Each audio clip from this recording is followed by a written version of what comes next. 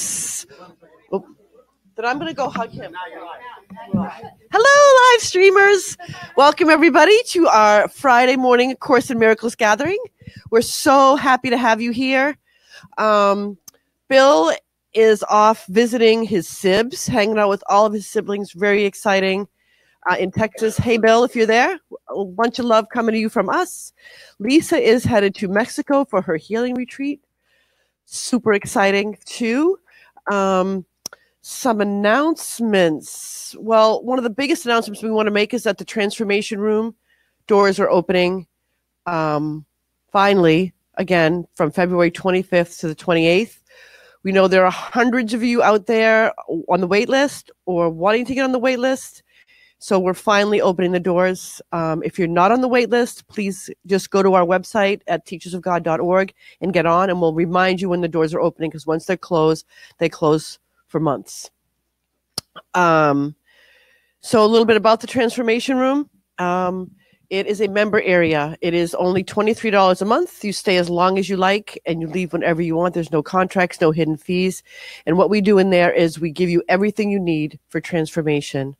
What is transformation? Transformation is to be happy, no matter what, to be at peace, to know who you are, to feel connected to God and connected to everything and everyone. Once you feel that, once you know that, happiness just is. Peace just is. Freedom just is. But oftentimes we try to get there and we get distracted, pulled back into old thoughts. So that's why the Transformation Room was conceived, I was going to say. That's why the Transformation Room was created, because we wanted to give a place where you got everything you needed, which is practice, intervention, and support. So every month we have a different monthly coaching topic. We're practicing around the world, one specific topic together and supporting each other. So for practice, we've done so many great things: radical self-acceptance, the power of love, the art of allowance, the art of surrender. And so with each coaching topic, you get 4 deliverables, 1 a week, little bite-sized tools, meditations, journal questions, whatever, to keep you focused on that topic. So that's the practice aspect. Intervention is a huge part of transformation where most of us sort of fall short. When you do get triggered and dragged back into old ways, it's important to stop and shift back to love as quickly as you can. And oftentimes we don't really know how to do that. You know, I've been like flipping through a book looking for what I need, and I can't find it, or you call a friend. And we have a comprehensive library in the Transformation Room. It's like spiritual Netflix. You can literally look up whatever you're being triggered by, if it's guilt, if it's something to do with a relationship, if you need some help with forgiveness, parenting, whatever. We really have a place in there where you can go and find exactly what you need.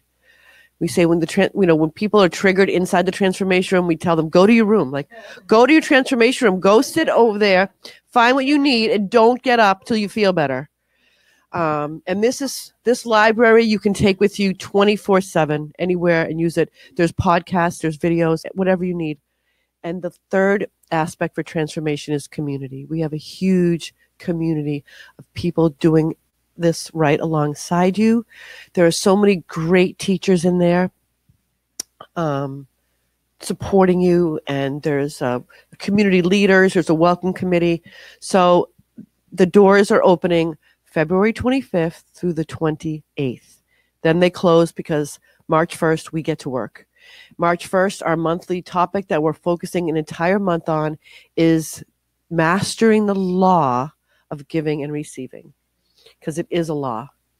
It's not just a nice thought, giving and receiving, that they are one and the same. Isn't just a nice fancy idea. It's actually spiritual law. It's a universal, natural, I guess we'll say the word law again because I can't think of a natural law. Yeah, just like the law of gravity. It works for everyone, whether you're aware of it or not. It just is. It's just a natural occurrence. It's a natural law. It's not a man-made law. So anywhere in your life that you might be experiencing lack, I can guarantee it's a place where you're holding back, where you're not giving. So for the entire month of March, if you want to join us, we're going to give you the opportunity to devote that whole month to giving and to watch how your experience of lack transforms. April, the monthly coaching topic is going to be accessing the power of stillness for a month. And then in May, super exciting, Bill Free is starting the presenter series in the Transformation Room. He has got some of the most incredible teachers lined up to do live presentations and teachings only for the Transformation Room. So if you're not in there, you're going to want to. And, who was reading from Cafe Gratitude? Anybody? I am. Okay, well, sorry. I'm just going to open up to any random day and see what happens. Ooh, I like it. It says, to dream of the person you would like to be is to waste the person that you are. Kind of makes me want to cry a little bit. How often are we wishing we were different? How often do we wishing we were better or fixed or something else? It's a crime. I think we should be arrested when we do that. Yeah, go to your room. No, it's such a way. It is such a crime. It's such that we do that to ourselves. We compare ourselves. I recently heard that comparison is the number one form of self-abuse. And usually when we're wishing we were different, that's what we're doing. We're thinking we should be like someone else. And that's makes about as much sense as like purple wishing it was orange. Right? We'd be so dumb. And the question to ponder is, where are you not caring for yourself?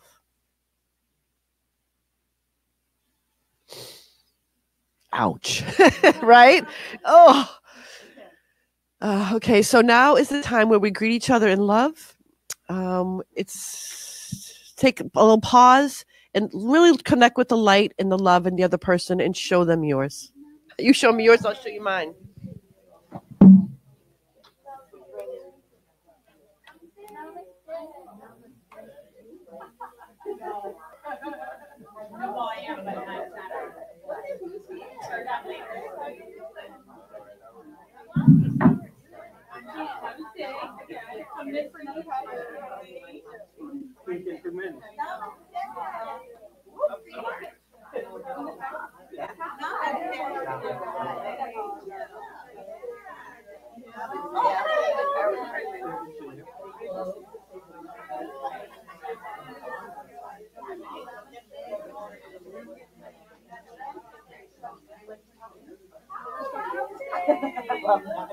What's that?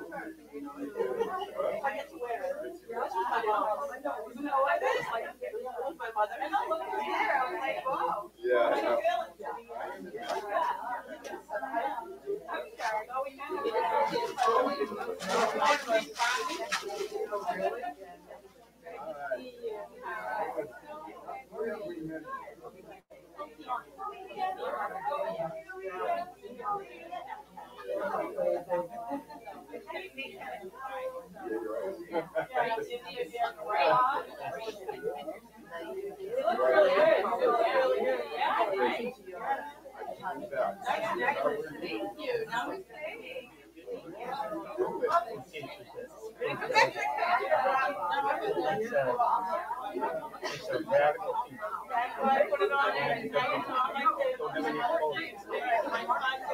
It was for my birthday.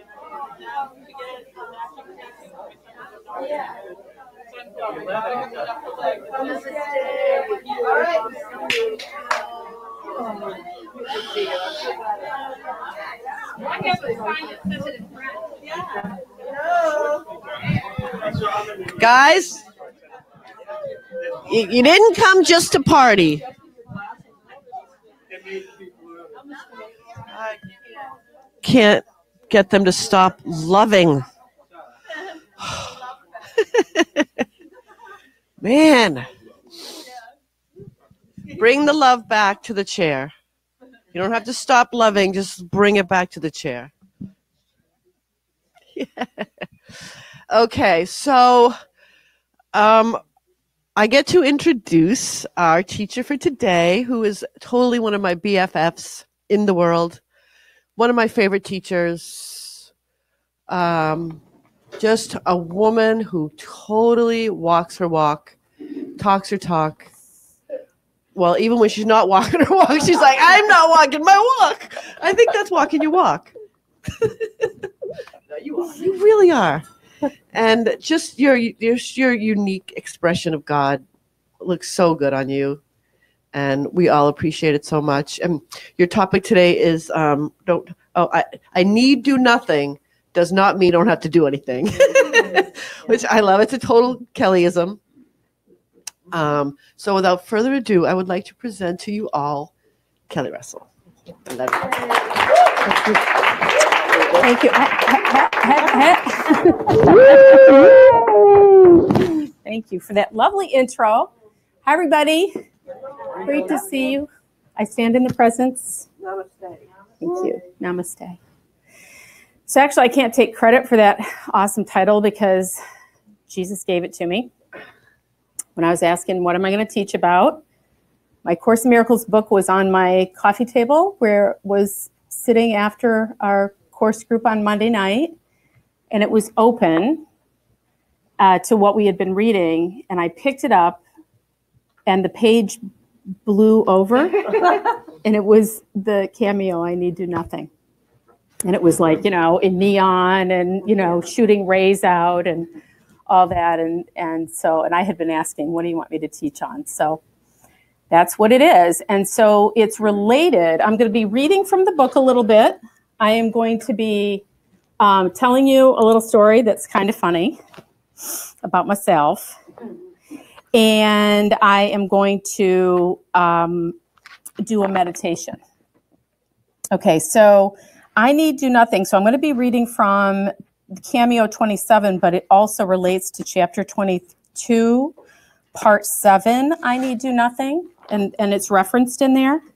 But first, I'm going to pray because it's just how I roll.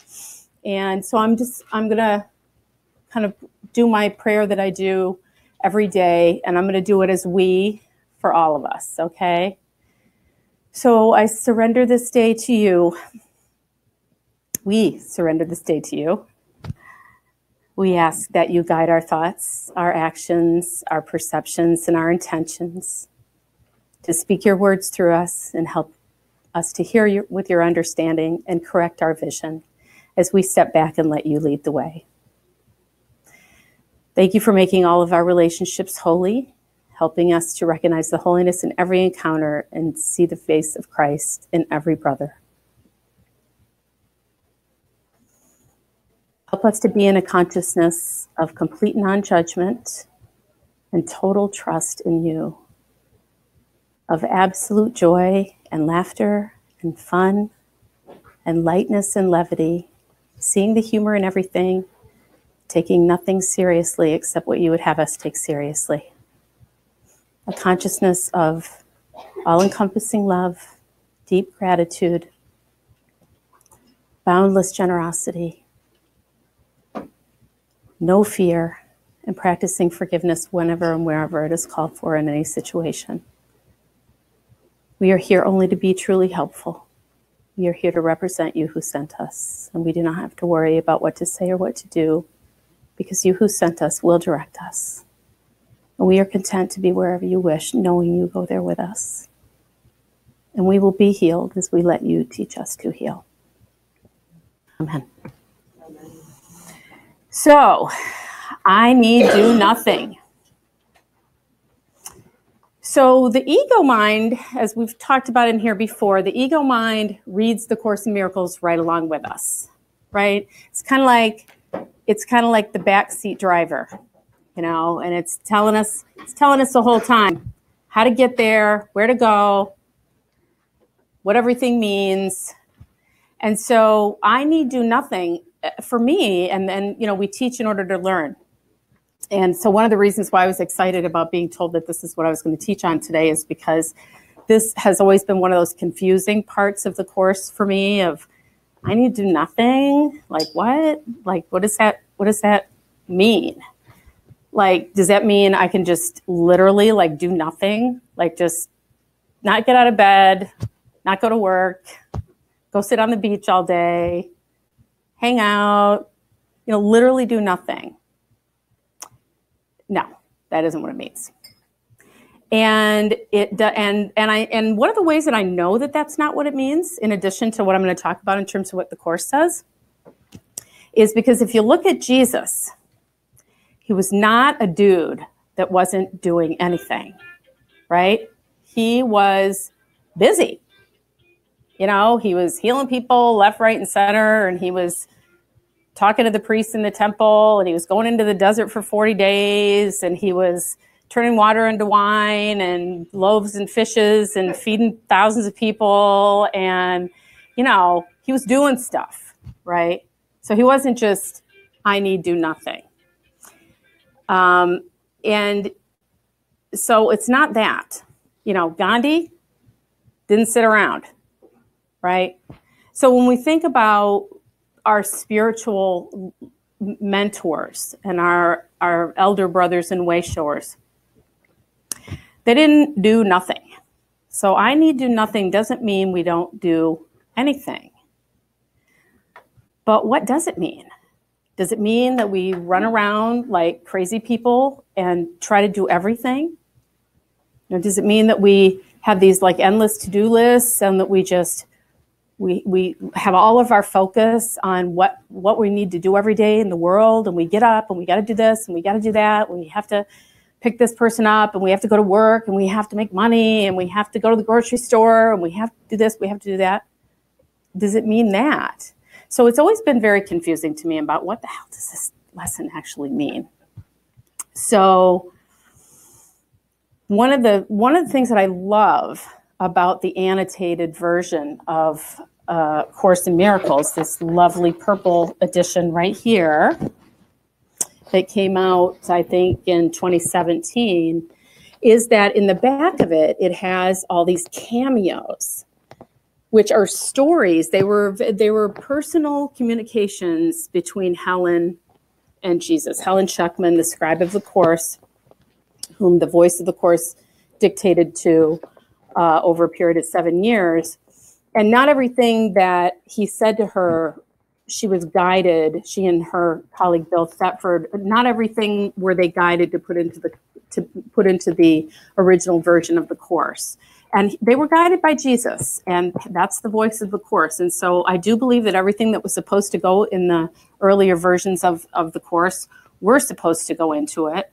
But here we are many years later. You know, the original publication of the Course was in the 70s. So here we are these many 50 years later, and the world, I think, is more ready to hear some of the more personal communication and is going to put it down as less like woo-woo. I think it needed to be presented more academically in the beginning, and it's still very academic. In fact, it's like uber academic now because it's annotated and footnoted and cross-referenced, and it's got 45,000 more words in it than the original versions did. But the cameos are really cool because one of the things about the cameos is that they're very relatable. Jesus is talking to Helen like we would talk to each other. His language is still very, very beautiful, very wise, and very loving. but it sounds different than it does in the rest of the course, in the text and in the workbook. And so I really like the cameos. And so I want to read part of the cameo that is also entitled, I Need Do Nothing, to you. It's Cameo 27. And then I'm going to pick out some parts of it and talk about them. And I got J-Bro here today, just to point out, just in case you guys haven't seen him, right here, my Jesus doll. He sits on my sofa. He comes to all my Course in Miracles groups, and he is just kind of my talisman. So he likes to come here and see all you guys.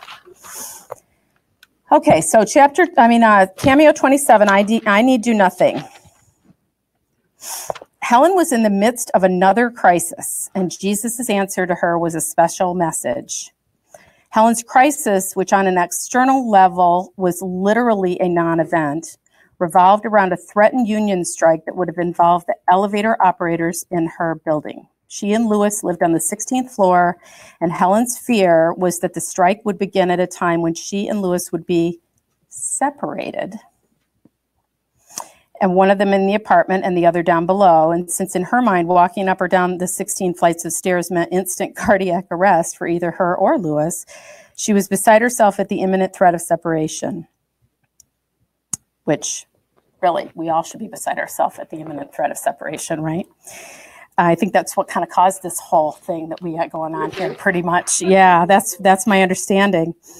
So having thus defined the problem, her solution was obvious and logical. She and Lewis would move to a nearby hotel. They did, where they remained for a week, never knowing that the strike was called off even before it had begun.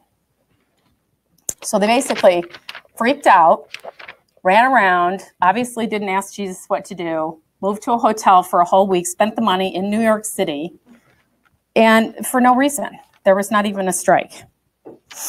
And so now we're talking about the chapter itself. So instead of her running around like a crazy person, so what was she doing? So when she made that decision, in addition to not asking for guidance, not asking what should I do, she just acted. She acted from a place of fear and literally a fear of separation, which I just think is hilarious. And so that was her. And the reason, if you look at the underlying reason, not only was she afraid of separation, but what was she protecting? She was protecting the body. Okay, she was focusing all on the body. It's all about, we're not going to be near each other. Our bodies aren't going to be near each other. Somehow there's a threat there that we somehow can't be in this building because the body, we're going to have cardiac arrest if we go up and down 16 flights of stairs. So it's all about focusing on the body and how the body's just not going to be able to deal, not going to be able to take it. And we're going to be separate and it's going to be terrible. And so let's just go to a hotel and, I'm not going to ask for any guidance. And how many times, anybody do stuff like that? Act without asking? Yeah, I have a story I'm going to tell you about that a little bit later. Okay, so what should she do instead? Rather than embroiling herself in plans to protect herself from the danger of the strike, she should allow herself a single instant in which she utterly forgets her body and along with it, the past and the future. She should enter a moment of perfect stillness, both physical and mental. In this moment, instead of concentrating on what to do, she should concentrate on a single thought. I need do nothing. This means that all the truly important things do not need to be accomplished by physical doing. They have already been accomplished by God. This moment of stillness is what the Course calls a holy instant. Yet how would entering a holy instant solve the emergency Helen sees before her? The answer to that question reveals itself in the final paragraph of the section, meaning chapter 22 of that section of it. In the holy instant, she would make a place inside her in which she does nothing, being perfectly still. Into this place, Jesus says, the Holy Spirit comes and there abides. Even though such a holy instant is typically brief, its effects would not be. Even after Helen returns to normal consciousness, the Holy Spirit would remain in that quiet place within her, giving her a place of rest to which you can return, presumably in future holy instants. Yet the value of this place of rest is not confined to isolated holy instants. This section concludes with a mesmerizing picture of Helen going through life in a dual consciousness. Not duality, but a dual consciousness. The image for this is that of a hurricane with its furious winds revolving around the stillness of its eye. And the eye of the storm, which Jesus calls the quiet center, symbolizes that place of rest within, while the storm symbolizes the outer activity of Helen's life and all of our lives. The message is that once the quiet center is established in a holy instant, Helen and the rest of us will be able to have her attention in both places at once. She will be able to engage in doing in the storm at the exact same time as she does nothing in the quiet center. In other words, outer activity need not entail the sacrifice of inner peace. Indeed, while being active in the storm, most of Helen's mind can be resting in the eye of the storm. And Jesus says, and you will be more aware of the quiet center of the storm than all its raging activity. This can be a very attractive image given how ravaged most of us feel by the hurricane. And then it goes on to say, he says, this quiet center in which you do nothing will remain with you, giving you rest in the midst of every busy doing on which you are sent. For from this center you will be directed how to use the body sinlessly. It is this center from which the body is absent that will keep it in your awareness of it. So he says, you will be directed and on every busy doing on which you were sent. So I love that because obviously what he's talking about, the I need do nothing, is that we need to first and regularly go into quiet and say, I need do nothing, and breathe that in and be in a place of absolute physical and mental stillness, where we are just communing and we are literally inviting spirit to come in and take its place in that quiet center from which everything emanates. And then from that place, when we have spirit instilled there consciously, we will be directed by that same spirit to go out into the world and to interact and to go about our busyness and to go about our Father's business, as Jesus said, right? I'm about my Father's business. So we're being guided and we're being directed all the time when we can get quiet and go within and allow spirit to go within us in that way. But what normally happens is we are being directed by the ego mind, that conditioned self, right? So the ego mind is telling us, oh, you got to do this and you got to do that and you got to react and you have to do this and you have to do that and you have to, and we don't get quiet. And so we're not coming from that place. So I love that. I mean, I love that he just flat out said it, you will be sent. Like it's a mission, like we're on a mission from God, right? Notice how from the quiet center, Helen will be sent and directed. Her activity in the storm is not supposed to be whatever she feels like. Oh, okay, well, there it is. It's not supposed to be whatever she feels like. It's supposed to be guided. And it is also not meant to be the minimum. The phrase, every busy doing on which you are sent, implies she will be sent on an abundance of such missions. The consolation is that while she is sent on those busy doings, the quiet center will be providing her with a place of rest in the midst of them. Even when she's up to her eyeballs in doing within the storm, she will simultaneously be doing nothing in the eye of the storm. Yet even that is not the real consolation, because remember, this story starts with Helen's obsession with her physical safety, comfort, and enjoyment. In this initial picture, her doings are to a large degree about protecting her body from the damaging effects of the storm. And this overriding concern with her separate self has the net effect, as well as the unconscious goal, of making her feel sinful. And notice now how that picture has been completely reversed. And in the new picture, her doings are not about protecting her body from the storm. They are about serving those who are being buffeted about by its wind and rain. And so, and being buffeted about by its wind and rain means our brothers, right? That our brothers, that's who we're going to be sent on missions to do things for and with, is our brothers. We're probably not going to be sent on missions of just sort of, shopping. And I mean, even although I will say there is actually a shopping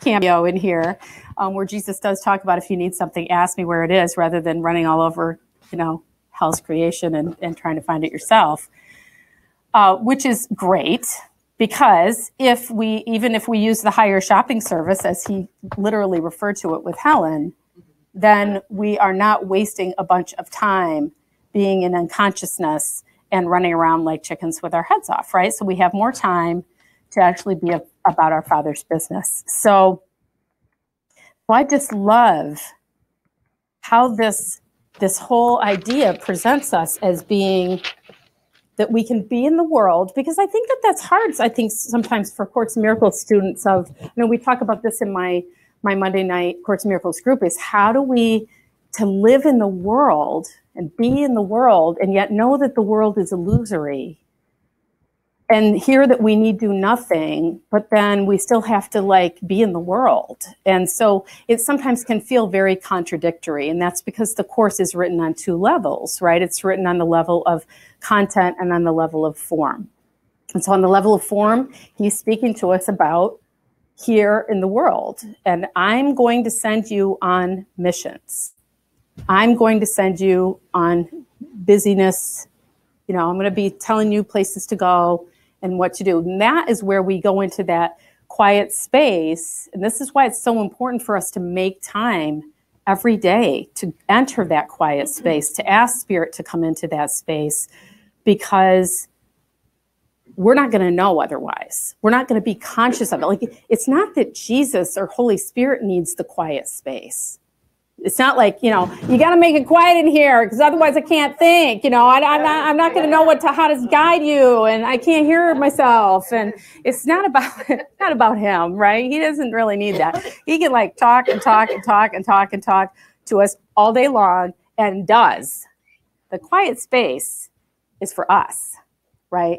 Because we can't hear him when we are taken up, as the authors said, up to our eyeballs in busyness. When we're up to our eyeballs in our busyness, in the busyness of the world, and trying to live in the world, we can't hear. We can't hear him. And what we can hear, because the ego's voice speaks first and speaks loudest. I think about it. I love the metaphor of driving, and that whole Jesus take the wheel, and, the who's driving this bus and all that. And I think of, Spirit as being like our passenger, we're driving, but it's like we're in driving school, and they're like, okay, put your blinker on, let up on the brake, or give it some gas, or, whatever. And he's just giving us the narrative of what to do, how to drive. If you do what I'm telling you, he's got the GPS going, or the JPS going, and we're going to get there, right? But the ego mind is like the ultimate backseat driver.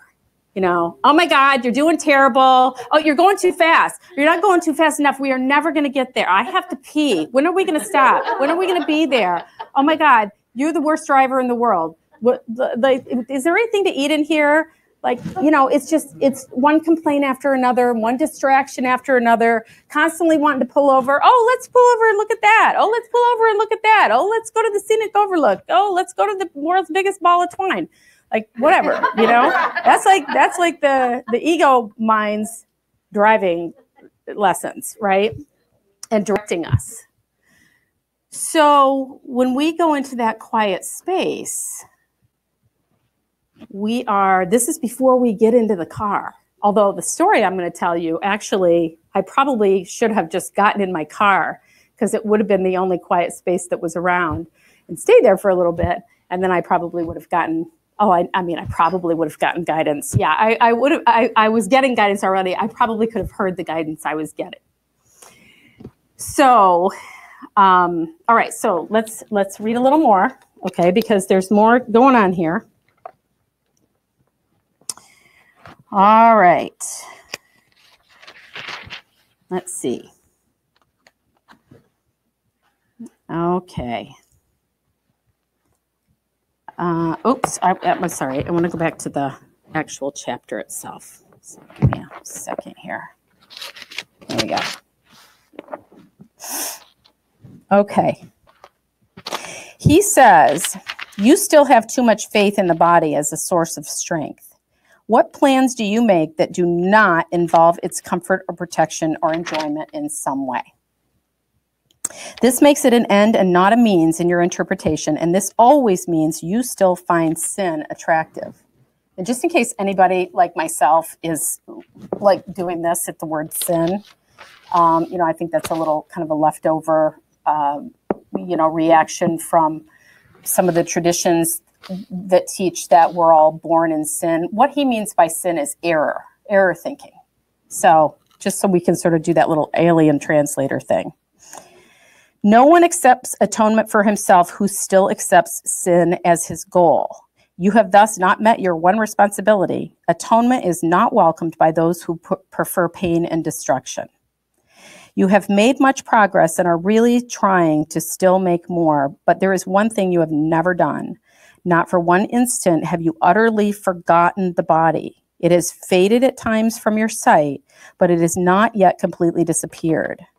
You are not asked to let this happen for more than an instant, but it is in this instant that the miracle of atonement happens. Afterwards, you will see the body again, but never quite the same. And every instant that you spend without awareness of it gives you a different view of it when you return. And I love this. At no single instant does the body exist at all. It is always remembered or anticipated, but never experienced just now. So only its past and future make it seem real. Time controls it entirely, for sin is never present. Sin is always about the past. In any single instant, the attraction of guilt would be experienced as pain and nothing else, and would be avoided. It has no attraction now. Its whole attraction is imaginary and therefore must be thought of as from the past or sometime in the future. So what he's basically saying is there's no way that we can accept the holy instant except right now. And the only place that the body exists is in the past or in the future. So the body and the holy instant never intersect. When we go into the holy instant, and this is what he's saying, when we go into that quiet space and we ask and we say, I need do nothing, and we just allow ourselves to be in that space, there is no body. We have transcended the body at that point. There is no past. There is no future. And because there is no past and no future, there's no guilt, there's no error, there's no fear. And there's certainly no running around like a chicken with your head off trying to figure out what to do. There's no freaking out. There's no anxiety. There's no depression. There's no spouse pissing you off. There's no kids that you're pulling your hair out trying to figure out what to do. There's nothing. There's just peace. The peace of God is in that holy instant. And so for our practice is to go in every single day. How many of you guys have a spiritual practice in the morning where you devote like a chunk of time to that? Awesome. Any hands going up? And I'm assuming all your hands on love streamers are going up. This is why it's so important that we do this, because for us to be able to make any decisions in the world, for us to be able to do anything in the world, to go about our busyness, we have to be able to go about our Father's business, right? Like Jesus, the Holy Spirit is the bridge between God and where we really still are, at home with God, where we never left and are not in this dream world, and where we think we are in this dream world, which is, we get up every day, we wake up in a body, we have to take care of the body, we have to do stuff, and it seems real, and this seems like our life. And so the Holy Spirit is the bridge to that. And Jesus, as the author of A Course in Miracles, is the dude that lived it. He lived here as a man, but he was connected to God all the time, and more every day. So he is the expert with this, because this is what he was doing. He was being in that quiet center all the time. And then he was being sent on his missions, right? Going out into the world and healing people, and take up your bed and walk, and healing the lepers, and, telling people, like, he who was without sin cast the first stone, and all the rest of it. So the page starts, so the Cameo's is Cameo number 27, and I'm not sure what page it's on. I don't know. But the lesson I'm on right now, on chapter 22, starts in the purple book on page 699. That might be I just want to call that out. That might be the first time I've ever known what page something was on that I was talking about when I get asked by you guys, because usually I'm either, I've written it down, or I'm on like an iPad or something. I have no idea. About when you said the prayer in the beginning. Yes. Where that is. In this book, I'm not sure. Does anybody know where I'm here only to be truly helpful prayer is in the purple book? You probably Google it. Google it. In the blue book, it's on page 28, but in the purple book, I'm not sure where it is. Okay, so then what he talks about is, it is impossible to accept a holy instant without reservation unless for just an instant you are willing to see no past or no future. You can't prepare for it without placing it in the future. Release is given you the instant you desire it. So now I'm going to skip over to here where he says, to do anything involves the body. If you recognize you need do nothing, you have withdrawn the body's value from your mind. He doesn't say you're not going to use your body. You're not going to use your body to do anything, but you're withdrawing the body's importance or value. Here is the quick, and this is the part I love, here is the quick and open door through which you slip past centuries of effort and escape from time. Anybody? I'm in. Escape from time and skip over centuries. This is the way in which sin loses all attraction right now, for here is time denied and past and future gone. Who need do nothing has no need for time. To do nothing is to rest and make a place within you where the activity of the body ceases to demand attention. Into this place, the Holy Spirit comes there and abides. And he will remain when you forget and the body's activities return to occupy your conscious mind. But there will always be this place where you can return.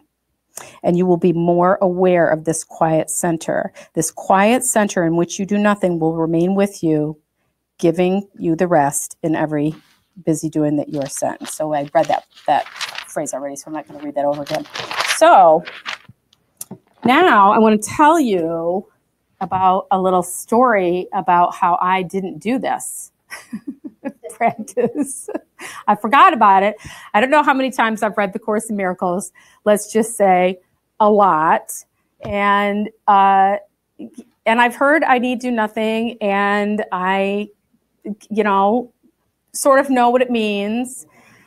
But when we get in our ego mind, when our ego mind speaks loudest, it speaks first and speaks loudest, and we're in that panicky place, that anxiety, fear, panicky place, we act quickly, we act without thinking, we don't take a moment to just be like, wait a minute, let me just see what Spirit has to say about this. Let me just see if there's any guidance. Like, there's probably not, but like, let me just see, okay? Because of course there's always guidance. So anytime you plug into that, there is going to be something that is going to be, all you're doing is you're tapping into what is already there. It's kind of like, like when you turn a light switch on, it's not like the electric company goes, oh, wow, she turned a light switch on. We better fire up that house and like make sure she has electricity. It's like, no, like there's always electricity, right? I mean, as long as you pay your electric bill and all that, it's that's a whole other teaching for a different day. But when we what's that? Flipping the radio on. It's already playing. Exactly. You flip on the radio. It's already playing. The sound waves are already there. The electricity is already there. But now we're plugged into it. Now we're tuned into the frequency of it, right? So, so I live in an old historic Victorian home, and my ceilings are really high.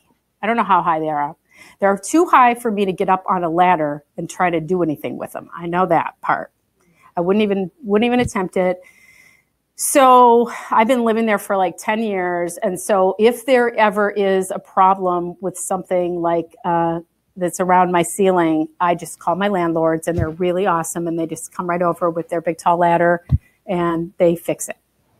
And it's great. So I had my Course in Miracles group one night, and after my Course in Miracles group, I'm always in this like peaceful place. I'm like as attuned as I could possibly be. It's Monday night.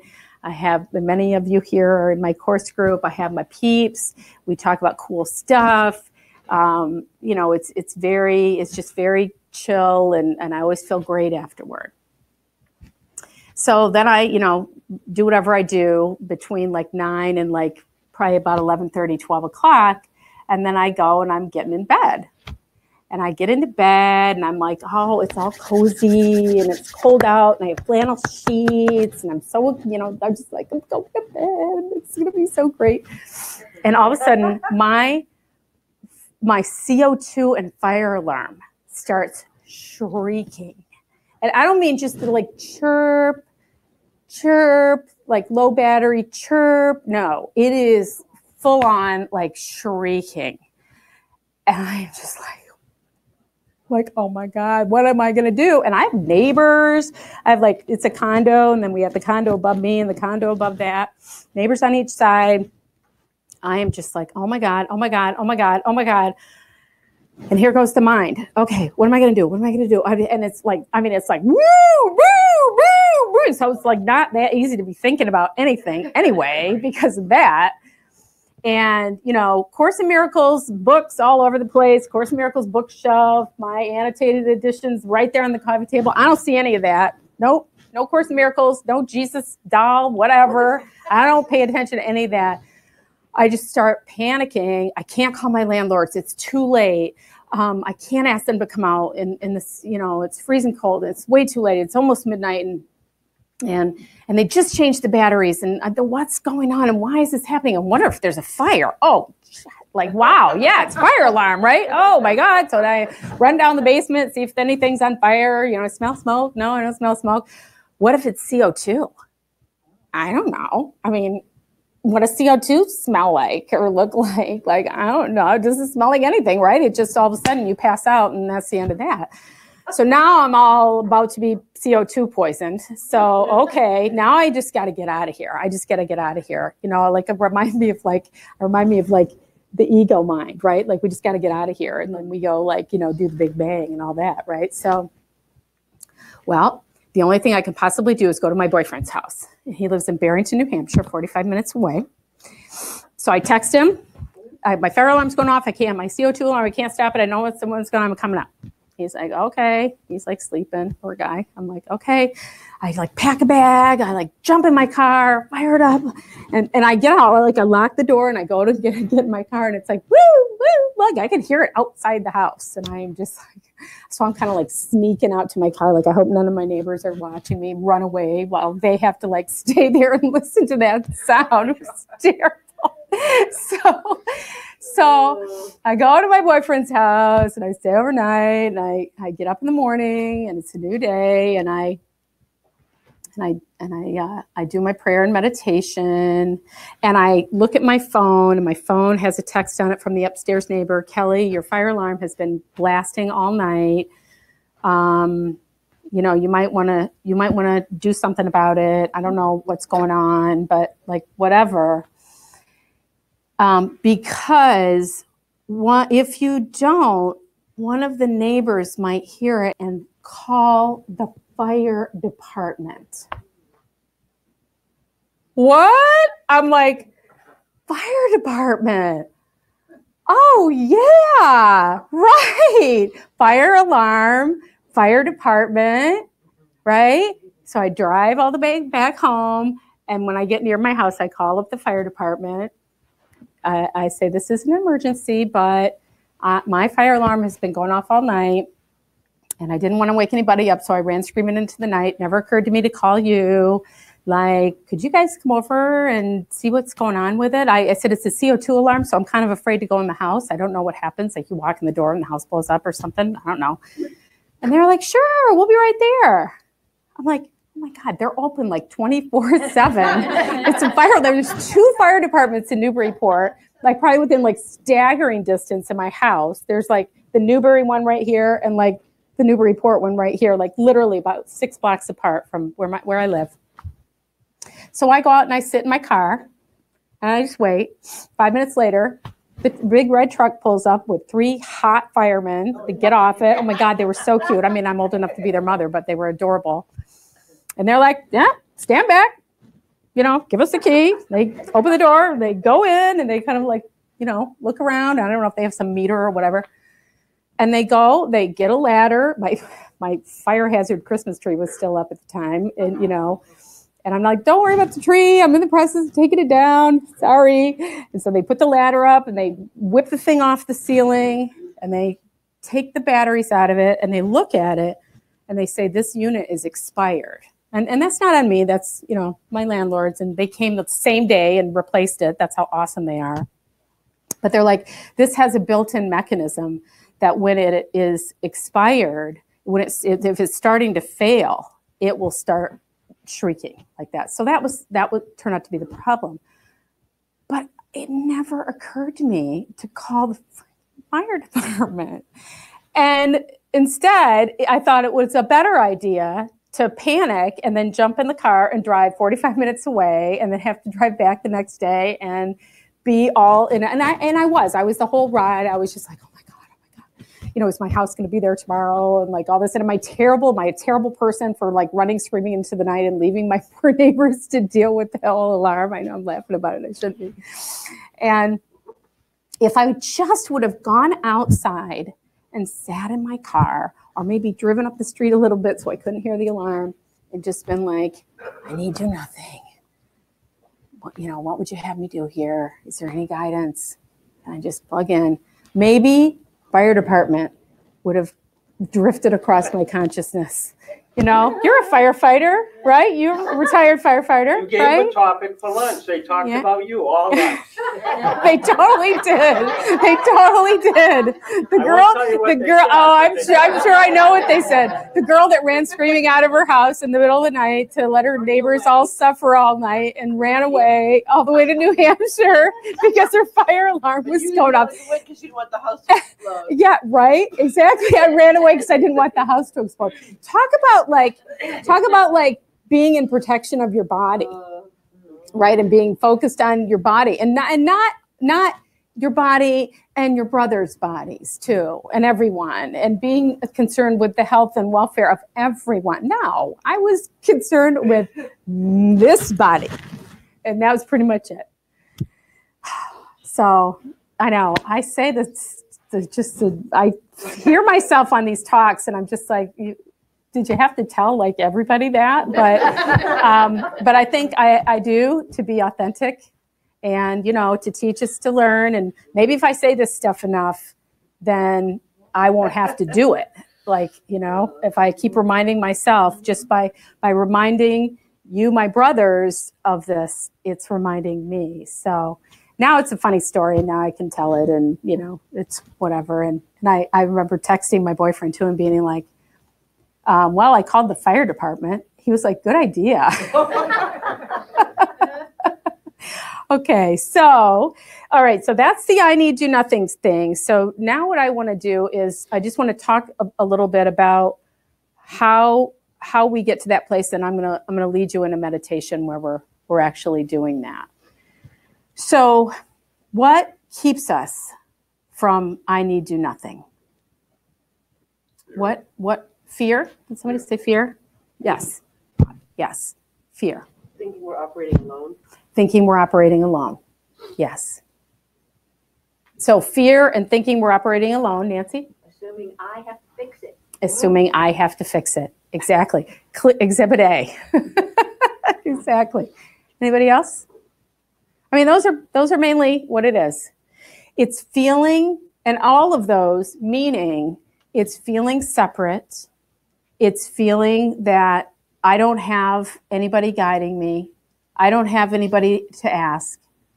I'm just here. I'm having to deal with this by myself. I am small. I am powerless. My body can be hurt. So I can be, because we identify with our bodies, right? So I can be hurt. I need to be protected. I need to watch out for this little helpless, little frail, weak thing here. And this is who I am. And so I'm totally focused on just protecting it and taking care of it and not letting anything happen to it and not risking anything. And because I'm totally overly identified with my body and believing in separation and not believing that I have a guide that is with me all the time in every situation and in every circumstance. And when we start, and he says this, and I think I read part of it, but he says this in that chapter, that when you go into that quiet center and you do that on a regular basis, when you come back out, he understands that we're not just going to go in there and live in that quiet center and like just be there. Like he got to the place where he was doing that. And he was completely disidentified with his body to the point where he wasn't feeling pain and all of that. And, he said that that's where we will go. That's where we are headed. That's what we will do. But, we all get it that we're not there yet. But when we come back, as he says, come back into this state of consciousness, the Holy Spirit stays in that place in our mind. And so we're different when we come back. We're not as identified with the body. We feel a little more distance from it, and a little more, it's not really who I am. We are able to look more at a situation with a little bit more, that's the situation, that's the body, but that's not really who I am. But I understand that I have to do something in the world. And so then we will be directed. We will be directed as to what to do in the world. And we get directed by ideas, by inspiration, by just kind of paying attention, by looking for signs, by something somebody else might say, by a page that blows open in your book and is right there in front of you. If we stay open to our guidance and we look for it everywhere, we will see it and we will hear it. And we will know it, and we will know its guidance because it feels peaceful.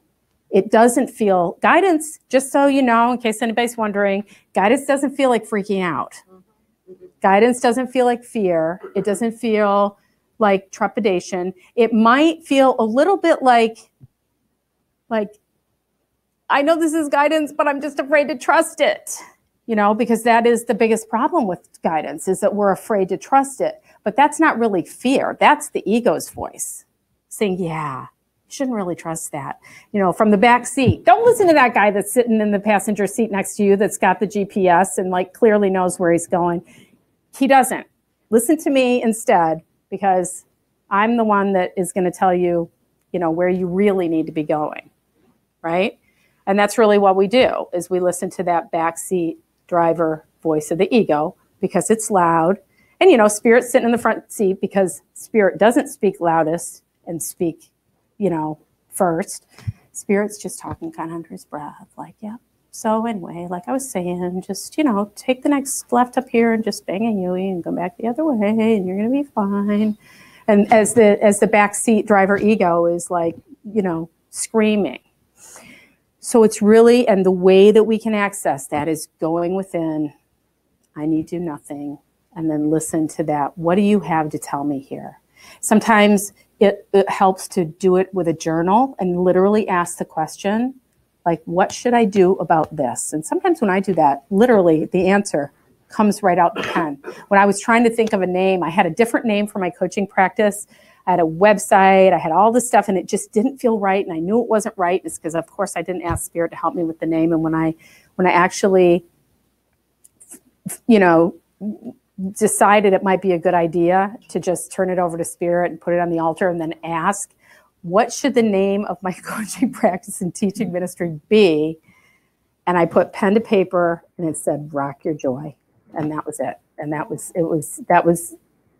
wasn't even guidance. It was just, let me just take your pen and write it for you.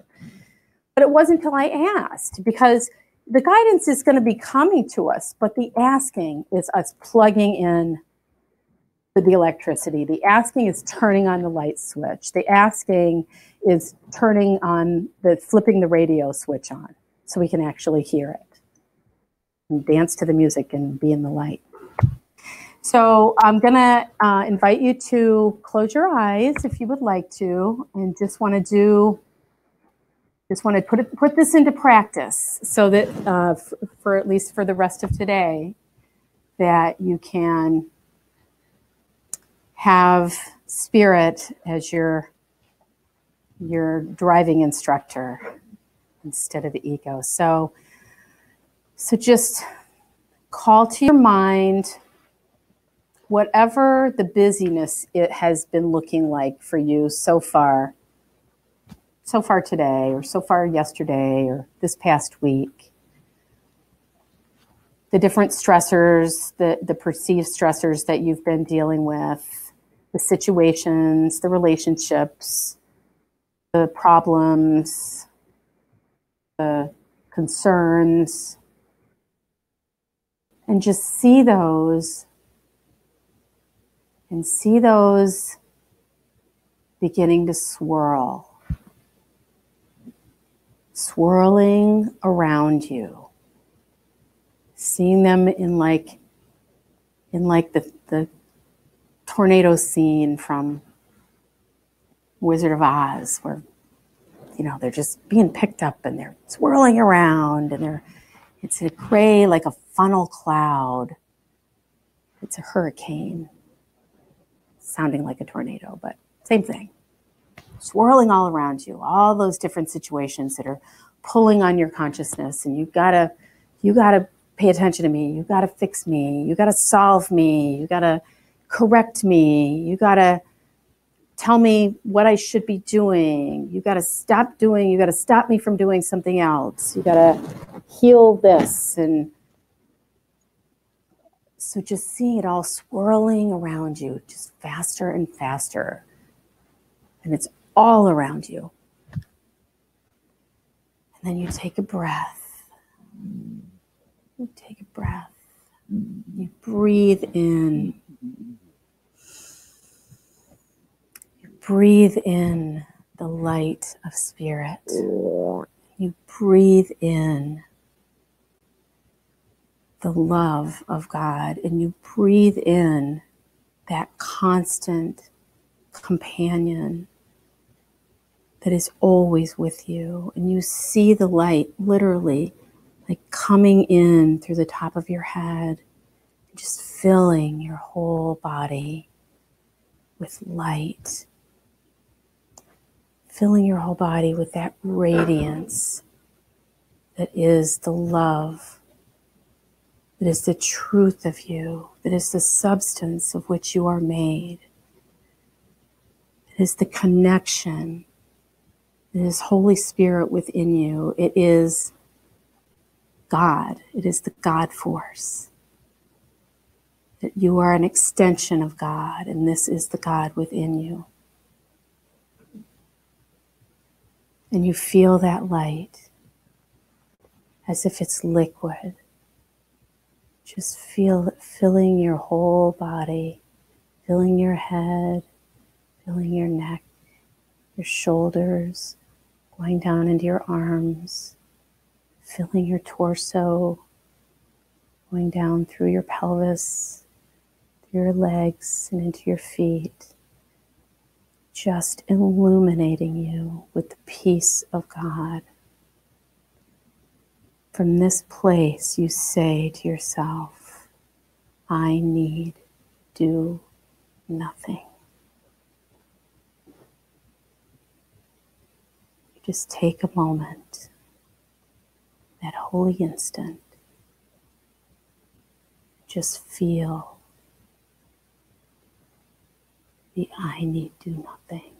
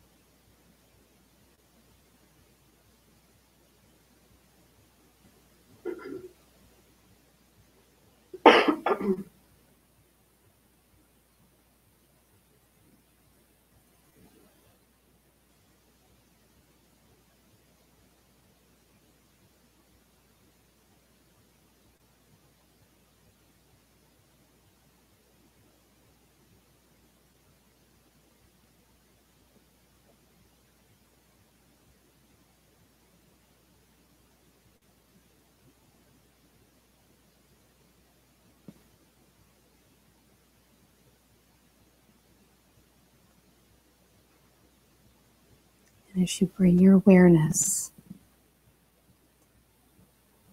back to the present moment,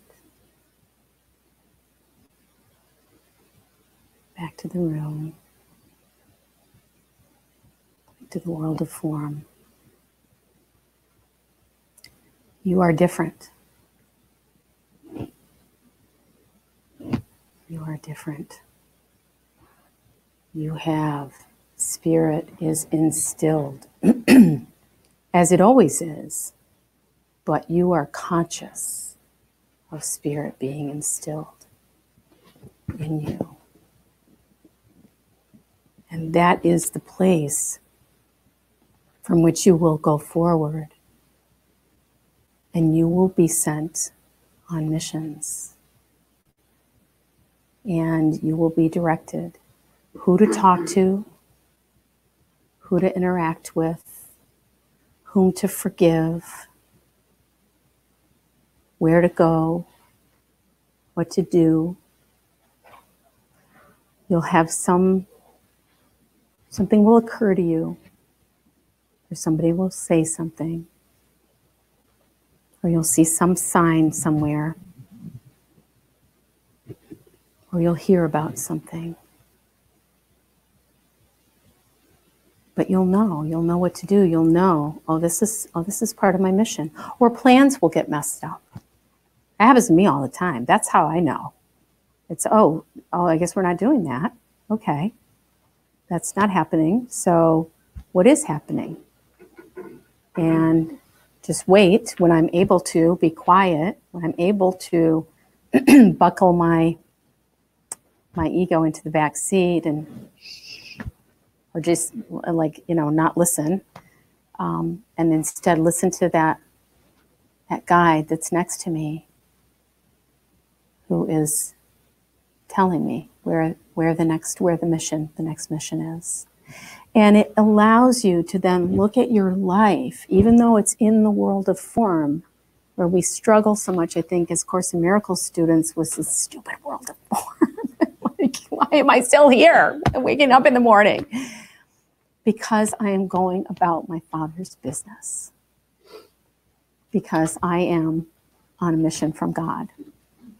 And because I can't get home without my brothers. And my brothers are me. And so as I go on these missions, as I help my brothers, and as I do my busy doings in the world as directed by Spirit, I know that's just all on the road to go home. So that's my take on I need to do nothing. Doesn't mean that we don't need to do anything. Any questions? You guys are all just chill in your I need do nothing, in your spirit light, waiting for the mission, right? Nancy. Microphone, sorry. What's the mic? Thank you. There you go. First of all, thank you, Kelly. Yes. I honor you and appreciate the message, and already know some people I want to have it on a distribution list for. And it occurs to me at the end, you used several times the you are different. This has been instilled. It's not installed. It's instilled. Right. And it is in stillness that the installation can happen. And I thought you were going to say something different. Sorry about that. It just all goes together for me, and that the fact that we aren't here competing with each other for who gets to say something next. It's just part of the unity, the connection, the joining, the forgiveness.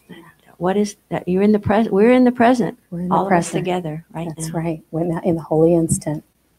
And thank you for saying that, and thank you for the awesome in stillness, which I never thought of. So that's fantastic.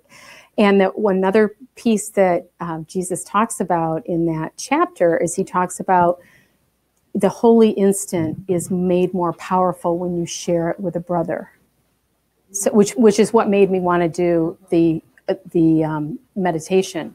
But he talks about, had Helen joined with Lewis, her husband, and said, let's listen for guidance here, that may have, And then one more thing, if it were installed, that would stop us. It's almost like stop in stillness. So you're rocking the language today, Nancy. Thank you so much. That's the way my strange brain works. I love it. Anybody else? Got another Nancy over here. It's the day of the Nancy comments, right? So thank you, Kelly, very much. I really enjoy your teachings. Thank you. So I'm in the part of the text where it says, now I'm going to forget it. I am free. I am still as God created me. Beginning. I'm not a body. I'm not a body. Hello. Yeah. You're right.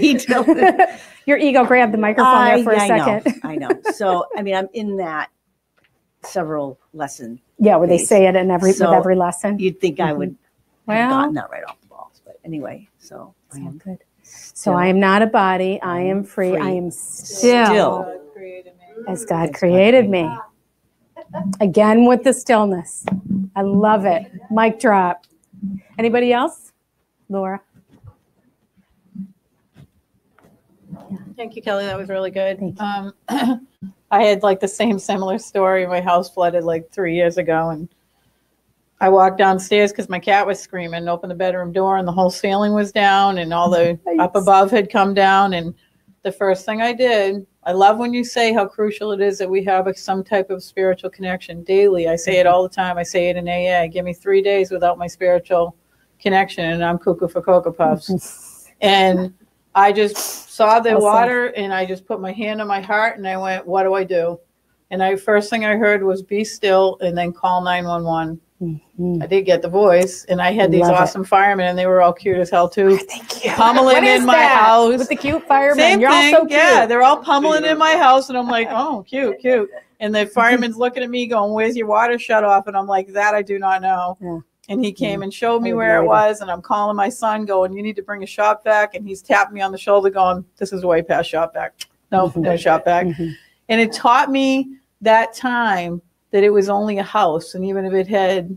My daughter is younger, and she's an old soul, and she's like, we have a kitchen and a living room, and they're going to put one of the mattresses that they saved in our living room floor. Mom, we're good. We get to keep our animals here. Right. She brings me into that place. And then again, when my son had the baby and the baby wasn't breathing. Yes. And I'm standing there for 6 days, and all I kept doing was going like this, and I kept hearing, be still. Yeah.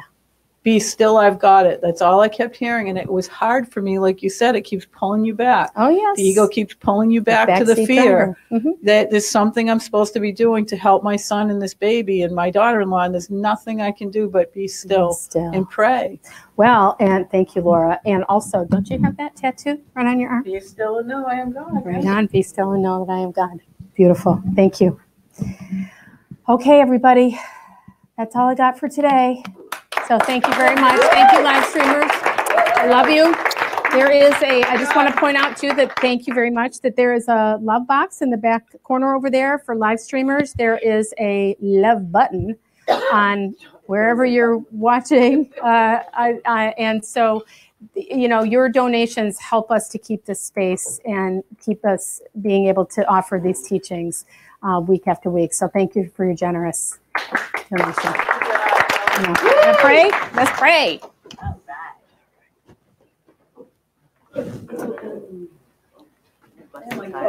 Yes. Yep. We're going to bless the tithes and offerings first.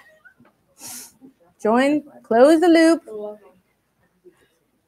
Close the loop. This is not a line. This is a circle. Never, not ending, with no end and no beginning. Can you guys come over here, please, and close the loop?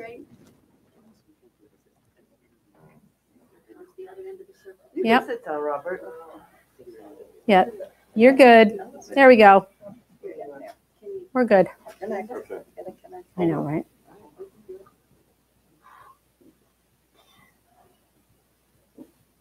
Hold on to that. Hold on to the, there you go. Okay.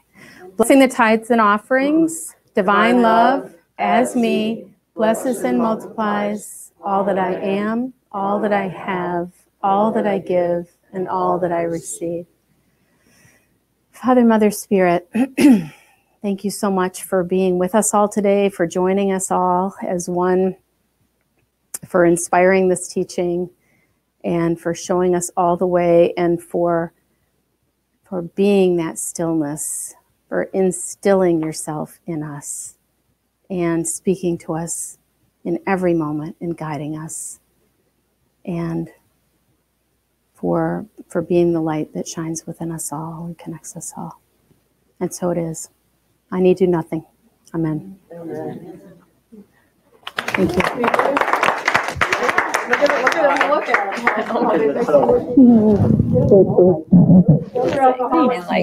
Like crystal clear and straight to the point. Stop. I mean, that was